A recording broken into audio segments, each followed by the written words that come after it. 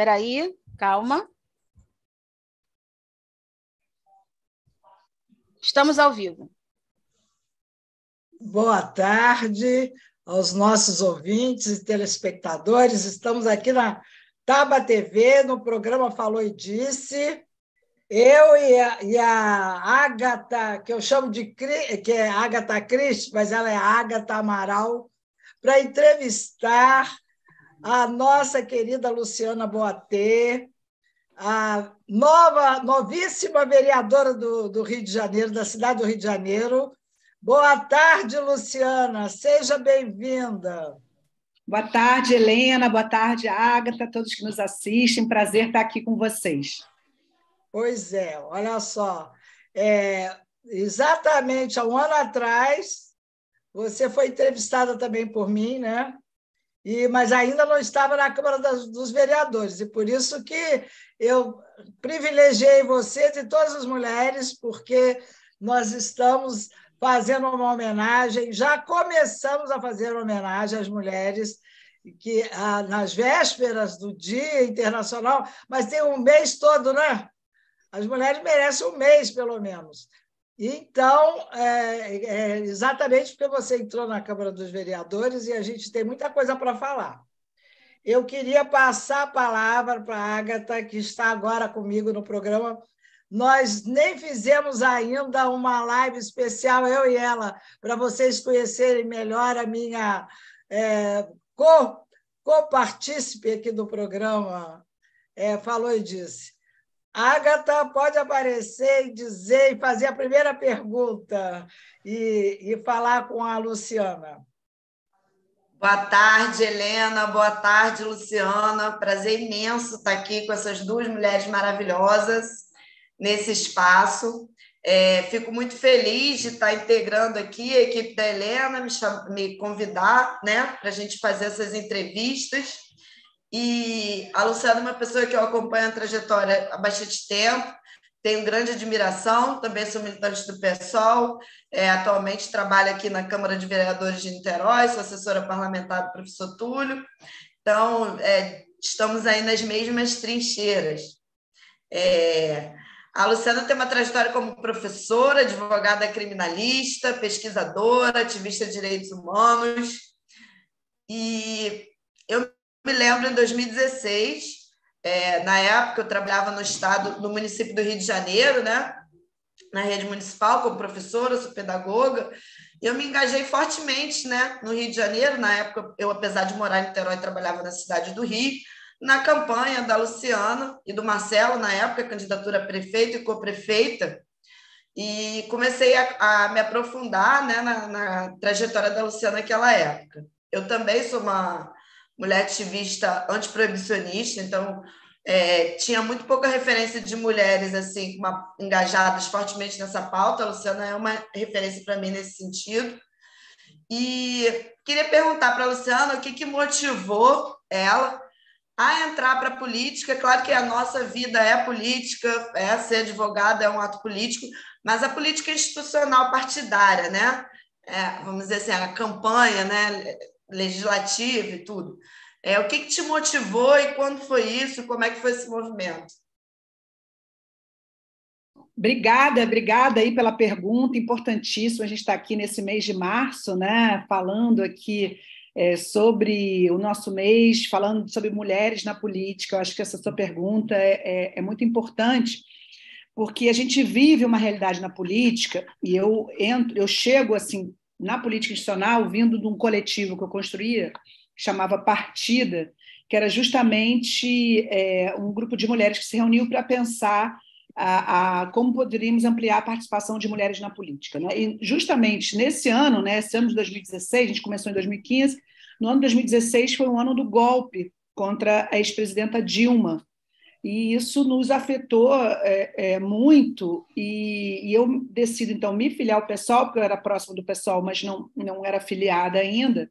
Isso me desafiou, e eu decidi, então, me filiar ao PSOL logo depois daquela primeira decisão que afastou a Dilma, que foi um absurdo. Vocês devem lembrar daquela votação que citaram o Ustra, e que foi muito violenta, né? Eu, na época, também até escrevi um textinho que era sobre a misoginia na política, né? A gente nem falava ainda em propriamente violência de gênero, naquele momento estava. Então, eu decido me filiar para construir o partido e surgiu esse convite logo depois para compor a chapa, que a gente se assumiu como co-prefeita, né, e não como vice, que também tem essa problematização necessária de entender também que as mulheres na política não podem ser subalternas, né, não podem ser tokens ou, né, um mero simbolismo sem ter uma participação efetiva na política. Em especial, num cenário que eu acho que hoje a gente conseguiu avançar, né, mas nós ainda temos uma subrepresentação de mulheres na política muito grande. As mulheres são a maioria da população, mas nós não temos o mesmo percentual, né, de representatividade na política que temos na população em geral. Então, foi a partir daí. E aí não me afastei mais, né? Fui candidata a deputada federal em 2018, fiquei como primeira suplente. Depois, em 2020, fui candidata a vereadora, também fiquei como primeira suplente. E, finalmente, né, bati na trave por 100 votos, não sei se vocês sabem disso, eu não fui eleita logo em 2020 por 100 votos, no universo de mais de 9 mil.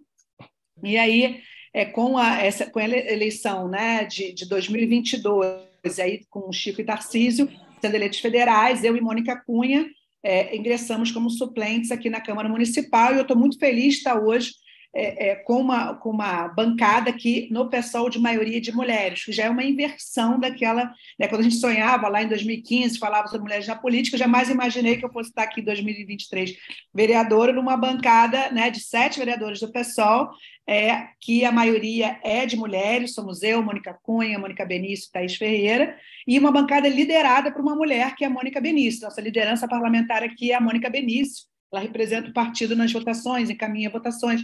Então, isso, para mim, é um exemplo de uma luta que a gente tem conseguido avançar. Embora, eu acho que é importante se diga também, ainda não temos o percentual de representação que deveríamos ter. Então, é uma luta que continua e a gente espera estar na política hoje, poder também incentivar e apoiar outras mulheres a estarem ocupando esse espaço. No mês de março é muito importante a gente falar sobre isso. Maravilha, Luciana. O pessoal na contramão, né, do contexto geral da Câmara, que, se não me engano, é 7-51, a quantidade de mulher e de homem, enquanto a bancada do PSOL é liderada e de maioria de mulheres, né? É isso. Você tem hoje também a maior bancada de esquerda aqui na Câmara, mas ainda assim é insuficiente. Já crescemos nesses últimos anos, mas é insuficiente para percentual. Ô, Luciana, olha, eu quero trazer aqui uma inquietação minha, muito pessoal, mas eu acho que eu vou fazer a pergunta para a pessoa certa, porque você vem da cátedra, né, da escola, essa parte jurídica, e agora entra na política, então você já tem uma certa, né, vamos colocar entre aspas, uma certa intimidade com o poder. Então, esse poder, eu fico me perguntando, né, porque hoje há uma briga por esse poder, assim, que eu acho que quase que há uma medição de forças. Então, quem manda mais, quem manda menos, quem controla mais, quem controla menos.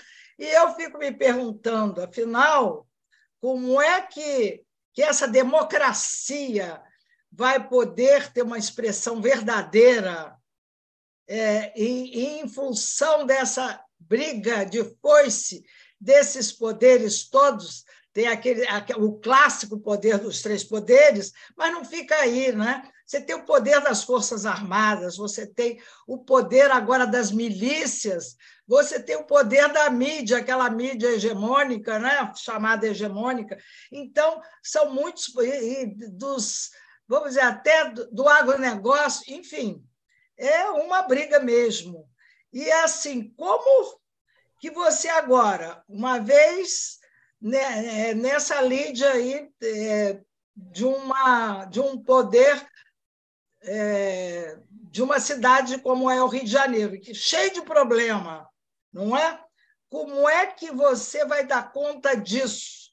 Porque se fala muito frequentemente que as milícias estão aí por perto. Então, eu queria eu já estou dando uma pista para você adentrar e nos esclarecer até pedagógica, didaticamente falando, para que o eleitor tenha essa consciência cada vez mais maior e cada vez mais clara. A Helena só faz pergunta fácil, né? Como você está percebendo. Mas, não, é porque é muito difícil para mim até fazer a pergunta. Não, vamos lá, vou tentar. Bom, a gente está vivendo, né? Eu acho que historicamente a gente ainda não chegou à plenitude da nossa democracia. A gente tem que entender os limites de uma democracia formal, ainda estável, né? Muito instável. Eu acho que esses últimos acontecimentos do governo Bolsonaro ainda mostrou como a nossa democracia é uma democracia jovem e ainda não está materializada, né, numa perspectiva de concretização, né, da participação política das maiorias. Né? As mulheres são a maioria, não estão representadas, negros e negras são a maioria no país, não estão representados.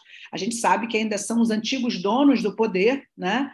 E a classe dominante que controla a vida política institucional no país. Né? Mas a democracia também ela não se faz só na política institucional, ela se faz também na toda a articulação dos movimentos, nas lutas, nas ruas, nas lutas cotidianas. Por outro lado, a gente sabe também, em especial, acho que o Rio de Janeiro é um exemplo disso, nós vivemos num país com a maior desigualdade social do mundo e numa cidade de muitos contrastes. E o grande desafio é você conseguir que a política pública chegue a todas as pessoas.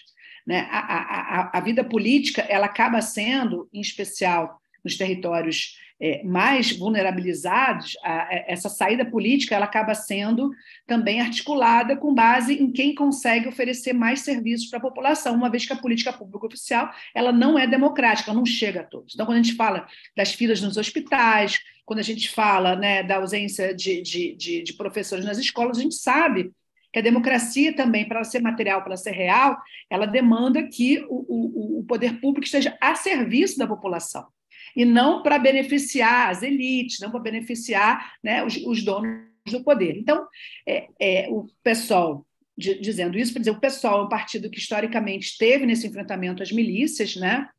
As milícias controlam territórios no Rio de Janeiro, e qual é o mecanismo de dominação e de controle desses territórios? É ocupar o lugar do Estado. Então, é a ausência de um Estado, né, efetivo, no Estado que efetiva políticas públicas. O Estado social, é a ausência do Estado social que possibilita, né, o empoderamento dessas milícias, muitas delas formadas, né, por ex-policiais, né, que controlam. O que a milícia faz? A milícia oferece serviços, seja de segurança, né? A milícia começa com esse oferecimento de segurança, seja também, por exemplo, chegada de internet. Nós sabemos como, em certas regiões da cidade, a milícia explora a moradia, né? E a construção civil, inclusive, né? O caso daquela queda daquele prédio, né? Foi um exemplo, na Zona Oeste foi um exemplo disso. Então, assim, nós estamos frequentemente, na nossa cidade do Rio de Janeiro, somos demandados pela população que numa democracia em especial, ela exige que esse Estado seja forte, que esse Estado tenha políticas sociais, né? Porque direitos sociais são direitos também da democracia, não existe democracia sem direitos sociais. E essas disputas do poder, elas também perpassam por eu acredito que a melhor forma de você combater as milícias é você garantir que o Estado chegue a toda a população, em especial a população que vive em territórios, né, onde há muita violência, territórios onde essas políticas públicas não são efetivas. Então, eu acho que é o desafio de uma lógica, né, que é antidemocrática, porque também as milícias implicam, né, numa ausência de democracia naqueles territórios, porque o controle é com base no medo, é com base no armamento, é com base na ameaça. Né? A gente tem notícias do número enorme de territórios, sejam controlados, né, por facções criminosas ligadas ao tráfico, sejam controlados por milícia. Esse é o grande desafio do Rio de Janeiro, que tem uma característica até mais forte disso do que até outras cidades e o resto do país. Mas a resposta para essa questão tem que ser o fortalecimento de um Estado democrático, de políticas sociais, de orçamento para saúde, educação, de uma ideia também, que aí eu vou fechando essa sua resposta, porque teria muita coisa para falar ainda, mas eu acho também tem uma perspectiva que é você pensar que segurança pública tem que ser com base no conceito de segurança dos direitos, ou seja, quanto mais direitos e concretização de políticas sociais a população tiver, mais haverá segurança pública. Enquanto moradia for só para a elite, enquanto que o encanamento, enquanto que as ruas asfaltadas, o acesso às escolas, a saúde de qualidade, a saúde no território, entre outros, né? Lazer, cultura. Enquanto isso for para poucos, nós teremos cada vez mais uma maior desigualdade, nós teremos grupos que vão ganhar poder na ausência do Estado. Então, a gente tem que fortalecer o Estado e garantir orçamento, né? E uma segurança dos direitos, uma segurança no sentido da plenitude da vida com dignidade na nossa cidade do Rio de Janeiro. Agatha, passa a palavra aí. Pegando um gancho aí dessa questão da garantia dos direitos e trazendo também a questão da violência e o judiciário enquanto instituição que carrega todos os traços, né, de racismo, de machismo, né, da nossa sociedade, também está dentro do sistema do judiciário, e entendendo que a plenitude da justiça se dá através da garantia de direito a todas as pessoas, eu quero entrar num tema que tem sido discutido muito aí nas redes sociais ultimamente, que é a criminalização da misoginia. Né? Tivemos alguns episódios, né, de ameaças e ataques virtuais, né? Não é novo, isso acontece há bastante tempo. Recentemente, assisti no Globo, no jornal, na Globo News, né, uma matéria dizendo que a nossa deputada federal, Talíria Petroni, é a parlamentar mais atacada nas redes sociais hoje, né? Estava lá campeã de ataques, isso não é à toa, né? É uma mulher.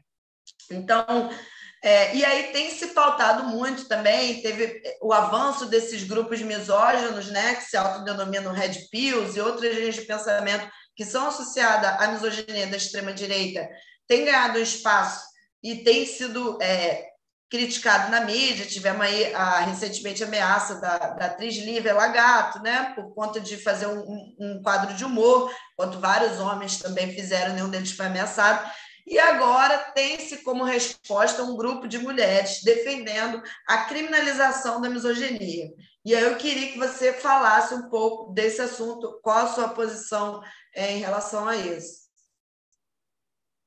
Obrigada, Acta, também essencial a tua pergunta. Bom, eu acho que, em primeiro lugar, só para fazer uma transição do que eu estava falando antes para essa sua pergunta, a gente tem que dizer também que essas desigualdades, quando elas ocorrem, né, em especial a gente pensar nas desigualdades econômicas, elas vão afetar necessariamente, em maior parte, as mulheres. Nós sabemos, né, que as mulheres, em especial as mulheres negras, são, hoje, boa parte dos chefes de família, né, e que a pobreza tem a cara de uma mulher preta, ou seja, essas desigualdades sociais elas vão afetar sempre com muito mais força, né, as mulheres e as mulheres negras e a população negra também de forma mais geral.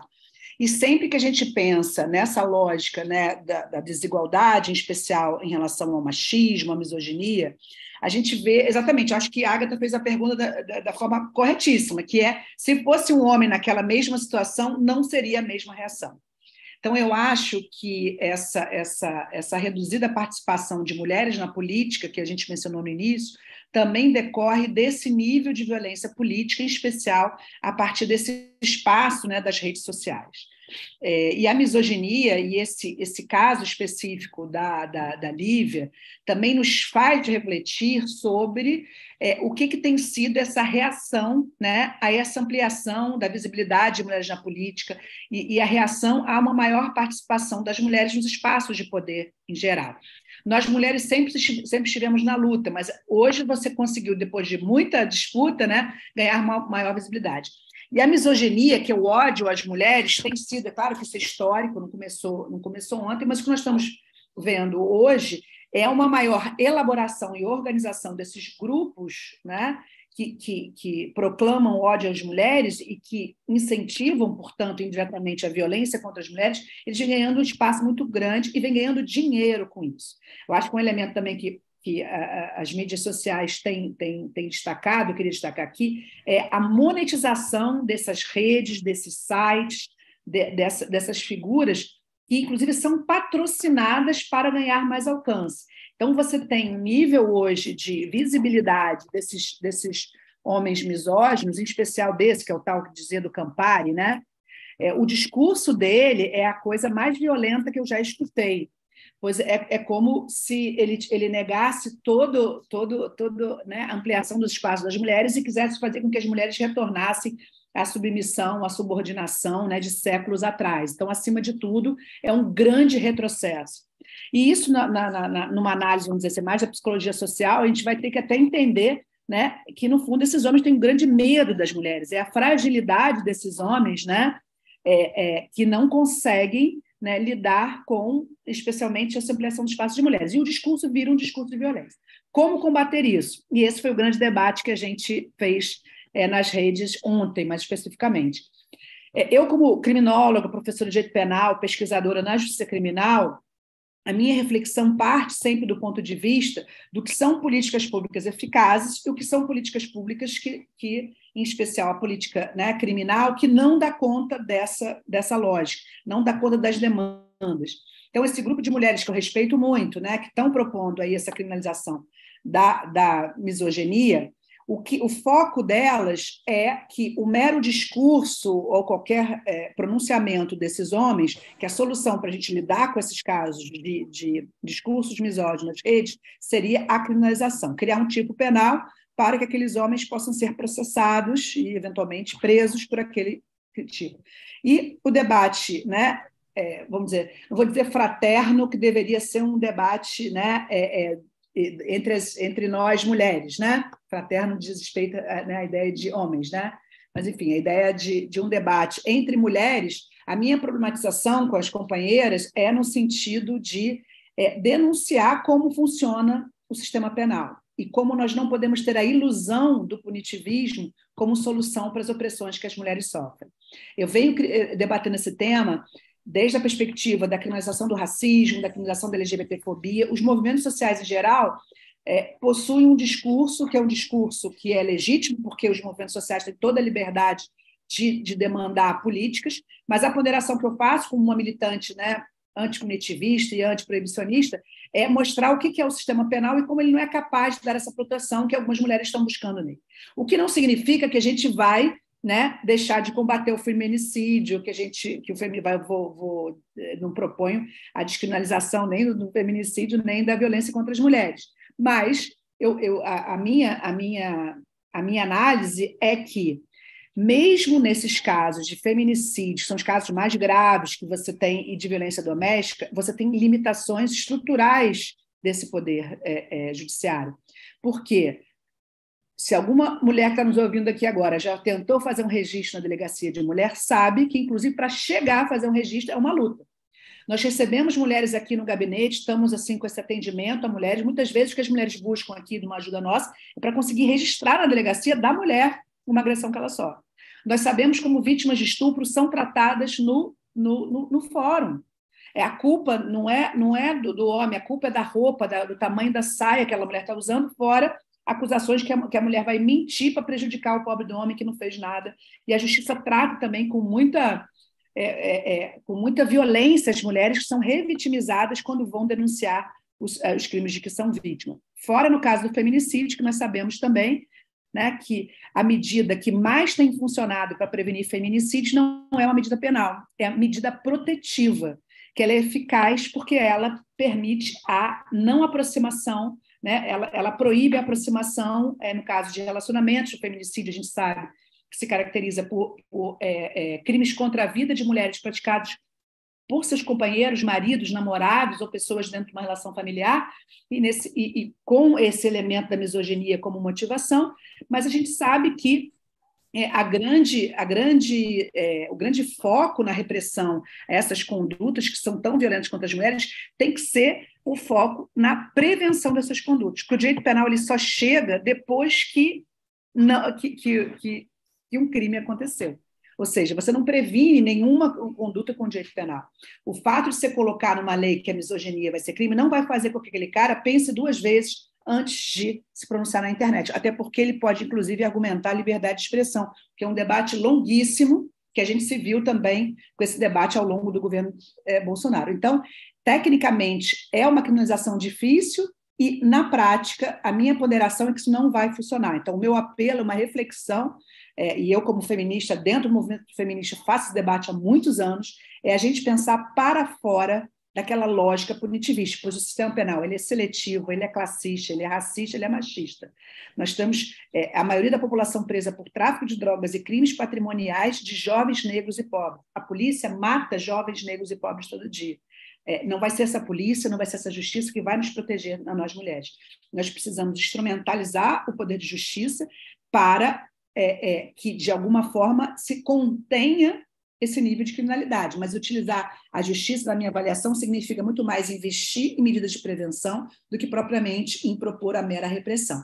E aí, concluindo especificamente na questão dos discursos de ódio, na minha avaliação, tem que ser controle das redes, tem que ser multa pesada e tem que ser responsabilização civil, além da desmonetização, que são instrumentos que o próprio Poder Executivo pode tomar, né, os órgãos de controle podem tomar, para evitar que esses homens tenham esse alcance que eles têm hoje para um discurso como esse. E não vai ser o direito penal nem a justiça criminal que vai resolver isso. Muitas vezes vai ser o direito administrativo, vai ser o direito civil. Então, como feminista também abolicionista penal que sou, o meu pensamento é para sair da caixinha do sistema penal, pois ele não nos protege. Ao contrário, ele serve para proteger as elites, para proteger os homens brancos, cis héteros. Nós sabemos também que a população trans, apesar de ter sido criminalizada pelo STF, né, a população trans não está mais protegida desde que isso foi considerado crime pelo STF. Então, o desafio é a mudança da política, é a disputa mesmo da prevenção e da proteção real e efetiva das mulheres, e não uma questão apenas discursiva ou simbólica. Então, nesse sentido do pé no chão, aqui da realidade, né, dos crimes e dos estudos da criminologia, que eu venho fazer essa crítica. Que bom, Luciana. Eu estou começando a aprender essa coisa, essa caixinha do direito penal, gostei dessa expressão. Vamos explorar essa expressão, né, ir mais fundo nela. E até por isso que eu acho que, numa luta a favor das mulheres, a gente, às vezes, não precisa ter a luta direta, né? Ou sobre esse direito, mas também políticas públicas que garantam esses direitos às mulheres, né? E sobre isso eu queria também, porque você tem uma série de pautas, a educação, eu acho que já está até surtindo efeito, né? Porque parece que as professoras já vão ser contratadas, ou vai haver concurso para professoras que estavam uma carência, professores, né? Uma carência muito grande. Isso ao longo de uma década, né, de carência de professores, diminuindo gradativamente. Mas eu quero falar um pouquinho também do transporte, porque eu acho que no transporte a mulher sofre uma violência também, e até o tempo que ela fica para chegar no seu local do trabalho e aonde ela deixa os filhos, isso é sabe, é uma situação muito precária para a mulher, né? Ter que dar conta dos filhos e ainda dar conta de um emprego, quando ela tem necessidade, às vezes ela não tem nenhum companheiro. Então, eu queria te ouvir sobre isso, e depois também eu queria fazer uma outra pergunta, mas responde primeiro essa, para não embolar o meio de campo. Eu vou falar rapidamente a questão da educação, que isso é muito importante, Helena. Eu acho que você trouxe aí, a gente tem recebido muitas denúncias de crianças, né, sem aula e professores que acumulando turmas nesse início de semestre de 2023. Então, a gente tem trabalhado cotidianamente aqui para pedir informações ao governo Eduardo Paes, cobrar providências, né, do secretário Ferreirinha, A gente compõe hoje 2 comissões, a Comissão da Mulher e a Comissão de Educação aqui na Câmara. E essa é uma pauta, a pauta da educação, a pauta da creche, como você bem colocou, é uma pauta essencial à vida das mulheres. Porque se nós temos mulheres que são responsáveis, né, que são chefes de família, e a gente sabe que os cuidados recaem sobre as mulheres prioritariamente, né? O patriarcado nos coloca, né, nessa posição. E, nesse sentido, um enfraquecimento dessa política de contratação de professores, de garantia de salas de aula e de calendário regular nas escolas, isso vai afetar as crianças, os jovens e também essas mulheres. Só para você terem uma ideia, hoje nós fizemos um levantamento nos últimos 10 anos e hoje nós temos menos 6 mil professores, né, no município aqui do Rio de Janeiro, e menos 4 mil servidores, né, de apoio administrativo. Ou seja, nos últimos 10 anos, esse déficit foi aumentando. E o que a gente está vendo nesse início de semestre, de ano, é justamente essa precarização. Fora, e aí não vai dar para aprofundar muito, mas eu não posso deixar de falar, a questão dos alunos que necessitam de inclusão, né? A chamada educação inclusiva. Tem um déficit também enorme de mediadores, de agentes de educação especial, né? Que são aqueles responsáveis por serem facilitadores da inclusão desses estudantes em sala de aula. Então, são mães, eu queria saudar aqui os diversos movimentos de mães que lutam todos os dias para que seus filhos possam ter o acesso, o direito à educação, né? E em relação, e a gente está tomando providências, oficiando ao secretário, a gente vai pedir uma audiência pública, e eu estou visitando as escolas, então também, vocês recebendo alguma notícia, a gente está recebendo aqui no gabinete, botar o gabinete à disposição para denúncias de falta de professores, de falta de condições nas escolas, e a gente está indo visitar essas escolas.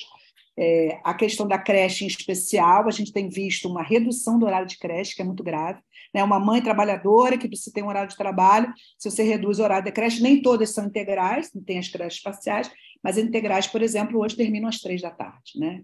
Se a mulher tem um horário de trabalho, como é que ela vai às 3h sair para conseguir pegar de volta o seu filho? Então, muito grave. E a questão dos transportes, Helena, também é muito sério. Essa questão do assédio nos transportes, a gente entende que perpassa por uma campanha, né, de colocação de cartazes. A Marielle Franco, inclusive, aprovou um PL, nossa saudosa amiga, que foi vereadora aqui, Marielle Franco, ela aprovou uma campanha de colocação de cartazes em ônibus para que as mulheres saibam também onde pode denunciar. E a ideia é responsabilizar também as empresas, caso não estejam espaços seguros para as mulheres, né, nos ônibus e vítimas de assédio. E nesse mês de março também, a gente está criando uma campanha aqui com um novo projeto de lei, que é o Sem Consentimento é Crime, que é um PL baseado no caso do Daniel Alves, na Espanha, e que obriga as instituições, os estabelecimentos noturnos e de lazer a estarem vigilantes na proteção a mulheres vítimas de violência. Então, tem todo um protocolo que deve ser seguido para acolhimento, para denúncia dessas mulheres. O grande problema que nós temos hoje, a gente verifica, a gente nem sabe o real número de crimes que ocorre, que envolvem mulheres, porque é uma subnotificação. Muitas mulheres nem denunciam porque elas sabem que o sistema não vai apoiar aquela denúncia. Só para você ter uma ideia aqui, Helena, saiu hoje, inclusive, uma notícia no dia, dizendo que o Rio de Janeiro teve alta de 45% de violência contra a mulher e o número de estupros quase dobrou, né, nesse último ano. Então, temos uma agressão a cada 4 horas, um assassinato por dia. A situação da mulher no Brasil é muito séria. E a gente está aqui, então, vendo mecanismo dentro da competência municipal que possa levar, né, a um fortalecimento e uma maior proteção dessas mulheres. É muito importante isso que você falou. Antes de eu passar a palavra à Ágata, eu só queria lembrar, porque me incomoda, por exemplo, saber que a COP imaginou um transporte que, sabe, que não é poluidor, que é barato, que é o Maglev, né? E que tem todo um projeto que está lá engavetado, e que ia favorecer muito se esse sistema pudesse ser implantado e ninguém fala nisso, só para dar essa contribuiçãozinha. Quem sabe se uma vereadora aí como essa nossa agora pode trazer à cena um maglev. Mas passa a palavra para a Ágata. Então, é muito importante tudo que foi debatido aqui. Tem uma transversalidade. Atualmente, trabalho no município de Niterói. Eu trabalhei muito tempo como professora de apoio especializado, né, tocando essa pauta da inclusão atualmente aqui na Câmara, na Comissão dos Direitos das Pessoas com Deficiência e junto da Comissão de Educação, assessorando, né, o vereador professor Túlio, que eu trabalho. E a gente está com um caso gravíssimo de capacitismo aqui, assim como em outros municípios do estado, né? Infelizmente, a gente tem uma lei brasileira de inclusão que garante a inclusão escolar, mas que não é efetivada na prática. Então, hoje a gente tem aqui no município de Niterói uma série de estudantes sendo impedidos de estar na sala de aula no horário pleno, e aí a Luciana falou dos estudantes que estão sendo obrigados a sair mais cedo. Aqui em Niterói a gente ainda tem um horário e estudantes que são da inclusão têm que chegar depois e sair antes. Então, é um crime de capacitismo muito grave. Então, a gente tem que estar sempre nessa luta aí, denunciar e lembrar. Eu faço parte do movimento, o Movimento Inclusão na Educação, é um movimento de mulheres, né? São as mulheres que estão adoecendo porque seus filhos não estão podendo ficar na escola, são as mulheres, sobretudo, as que não têm rede de apoio, que largam seus empregos para poder dar conta dessa ausência do Estado em garantir esse direito, que é a educação. E aí, Luciana, vou trazer um pouco a questão da pauta antiproibicionista, e assim, eu não poderia estar na oportunidade de estar com você e não trazer esse tema, que é uma pauta, vamos dizer assim, mais nacionalizada, né, uma pauta mais nacional, mas que hoje a gente também está vendo alguns avanços em instância municipal. Por exemplo, Búzios, aqui no Rio de Janeiro, e outras cidades pelo Brasil. E aí, eu queria que você falasse um pouco se existe esse horizonte no seu trabalho municipal, né, que é um trabalho mais no cotidiano das pessoas, mais no território, mais direto com a população, se existe esse horizonte dessa pauta antiproibicionista e relacionar um pouco isso com a questão das mulheres também, né, da violência de gênero e de classe social também, né? É isso. Então, eu acho que a gente tem aqui, e está acontecendo hoje, saiu até numa notícia no jornal também, das iniciativas também nessa área da saúde, em especial, né, do acesso à saúde, que também é uma pauta municipal, em relação a cannabis. A gente está aqui, a gente representou um projeto de lei do ex-vereador Renato Cinco e do vereador Paulo Pinheiro, que está aqui na casa, de criar o Dia da Maconha Medicinal no município do Rio de Janeiro. Que é uma proposta de você poder ter esse debate sobre os usos, né, medicinais da cannabis, ou seja, para além de uma proibição, de uma lei federal que traz toda uma perspectiva repressiva, o fato é que esse proibicionismo nos últimos anos impediu que fossem realizadas pesquisas e que se fosse concretizado esse acesso a inúmeras finalidades. E eu vou dizer aqui também por que isso é uma questão de mulheres. Não sei se vocês acompanham, mas nós temos assim, um movimento de mães muito importante. Muitas delas são mães também que se articulam nos movimentos, né, pela inclusão, são mães de crianças, né, com necessidades especiais, com deficiência, que demandam o uso, né, da maconha medicinal ou da cannabis medicinal. Então, desde crianças que têm epilepsia refratária, aquela que não tem tratamento, que os remédios são um remédio tarja preta muito forte, e conseguem, com o uso do óleo de cannabis, elas conseguem reduzir de 60 convulsões por dia para uma ou até mesmo nenhuma convulsão. A gente sabe também como as mães, né, de crianças com deficiência, como elas são demandadas e como ficam sobrecarregadas. Então, a gente quer que o município do Rio de Janeiro tenha esse dia 27 de novembro como dia de debate sobre maconha medicinal. A gente está num debate meio acirrado, porque vocês podem imaginar, né, que nem todos os vereadores concordam, nós temos também que é a vereadora Luciana Novaes, do PT, que é uma pessoa cadeirante, né, com deficiência, que é uma grande lutadora também. A gente acha também que essa luta contra o capacitismo ela é essencial em várias pautas e intersecciona, como bem colocou a Ágata aqui. Então, a gente quer formular isso. E em relação às questões mesmo do município, a gente está trabalhando com várias, que é uma competência limitada, né, e territorializada, como você bem colocou. Então, o que a gente está procurando fazer também é ter um especial olhar para a questão da saúde das mulheres, para as maternidades, para o acesso ao aborto legal também, que são pautas da saúde que também estão aqui no nosso radar, que a gente quer acompanhar. Em especial, a gente sabe que não é nem na pauta da cannabis, nem na pauta do aborto, a gente vai legalizar nada aqui no município do Rio de Janeiro, mas a gente quer também retirar o tabu e promover a discussão. E no caso do aborto, é a questão do aborto legal, já previsto em lei desde a década de 80, e que recentemente também ganhou uma certa maior visibilidade com casos de crianças vítimas de estupro.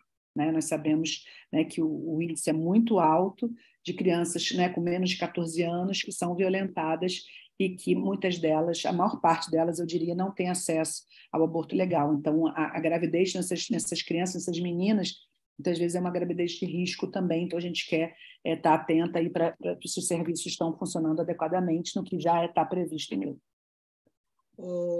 Luciana, a gente já falou sobre segurança, né? Mas me inquieta muito verificar o aumento da população de rua na cidade, né?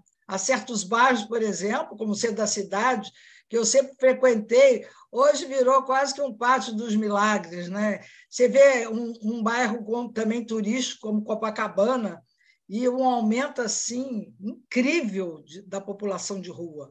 Agora, eu às vezes até começo a conversar com um e outro tal, e me dizem, alguns já me disseram, que eles não são moradores exatamente de rua, mas eles estão dormindo na rua porque eles vêm de subúrbio, então, para o seu trabalho, e aí, para voltar outra vez para o subúrbio, a condução é demorada, o preço é exorbitante, etc. Então, eles preferem ficar por ali mesmo, dormir por ali mesmo. Eu não sei o quanto tem, não sei se existe até estatística sobre isso, e quanto isso tem de verdadeiro ou não, mas, enfim, o que pode ser feito? Eu sei que há um problema social, né?